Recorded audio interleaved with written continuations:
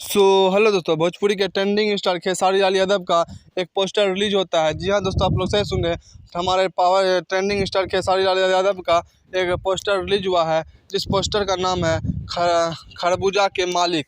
जी हाँ दोस्तों, हमारे पावर स्टार खेसारी लाल यादव का एक सॉन्ग का पोस्टर रिलीज हुआ है, जिस सॉन्ग का नाम है खरबूजा के मालिक, जिसमें गाए हुए हमारे खेसारी लाल यादव एंड शिल्पी राज। इस सॉन्ग में हमारे पावर स्टार पवन सिंह अपनी मधुर आवाज़ लेकर आए हुए हैं एंड हमारे शिल्पी राज भी अपनी मधुर आवाज़ से इस सॉन्ग को गाए हुए हैं, जिस सॉन्ग का नाम था खरबूजा के मालिक।